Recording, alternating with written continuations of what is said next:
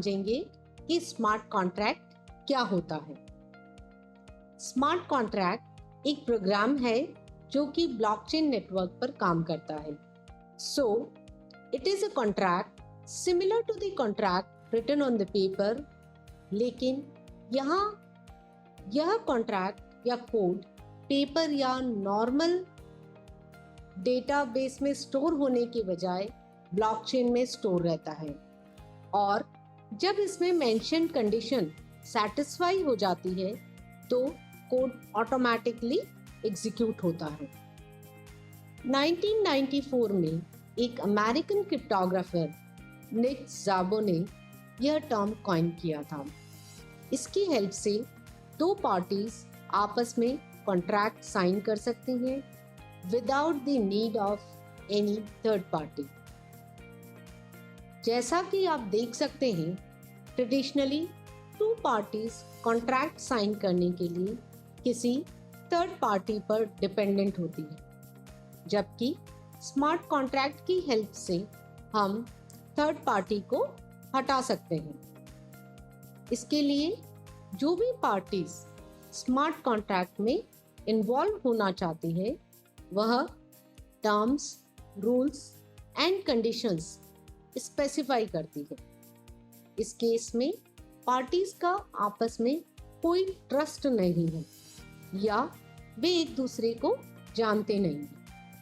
जब भी कॉन्ट्रैक्ट में मेंशन कंडीशन सैटिस्फाई होगी, code of the contract gets executed and automatically asset will be transferred, और यह ट्रांसफर एक ट्रांजैक्शन के रूप में ब्लॉकचेन में ऐड हो जाएगा।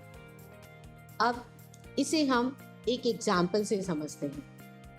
सपोज एलिस को अपनी कार 20 बिटकॉइन में सेल करनी है। इसके लिए वह स्मार्ट कॉन्ट्रैक्ट में कंडीशन डाल देती है कि अगर उसके बिटकॉइन वॉलेट में 20 बिटकॉइन ट्रांसफर होते हैं तो उस ट्रांसफर करने वाले को कार का ओनर बना दिया जाए। एलिस का बिटकॉइन वॉलेट एड्रेस XYZ234 है। अब सपोज लीना अपने बिटकॉइन वॉलेट एड्रेस ZAE234 से 20 बिटकॉइन एलिस के बिटकॉइन वॉलेट एड्रेस XYZ234 में ट्रांसफर करती है, तो स्मार्ट कॉन्ट्रैक्ट की कंडीशन के अनुसार अब लीना को कार की ओनरशिप मिल जाएगी।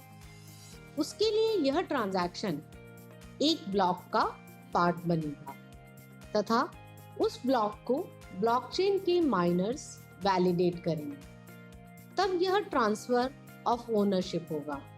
क्योंकि स्मार्ट कॉन्ट्रैक्ट ब्लॉकचेन पर बेस्ड प्रोग्राम है, इसलिए यह वह सारे फीचर्स प्रोवाइड कराता है जो कि ब्लॉकचेन के हैं, such as no third party involvement, written in the code, immutability, transparency, etc. इन सारी प्रॉपर्टीज की वजह से ब्लॉकचेन टेक्नोलॉजी उन डिफरेंट यूजर्स में ट्रस्ट प्रोवाइड करती है जो कि आपस में अननोन है या एक दूसरे को ट्रस्ट नहीं करते हैं, लेकिन फिर भी आपस में ट्रांजैक्शन या इंटरैक्शन करना चाहते हैं।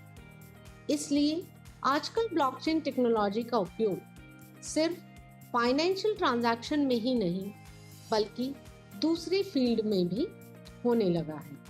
अब हम जानेंगे डिसेंट्रलाइज्ड एप्स के बारे में।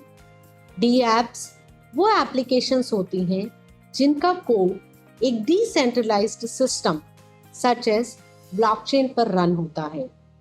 डी एप्स तथा ब्लॉकचेन के बीच कनेक्शन के लिए जो प्रोग्राम काम में आता है उसे स्मार्ट कॉन्ट्रैक्ट कहते हैं। हम इसे इस एग्जाम्पल से समझ सकते हैं कि ट्रेडिशनली इंटरनेट से अगर हमें कोई वेबसाइट एक्सेस करनी हो तो हम उस वेब पेज से डेटाबेस या सर्वर पर एपीआई के थ्रू रिक्वेस्ट भेजते हैं।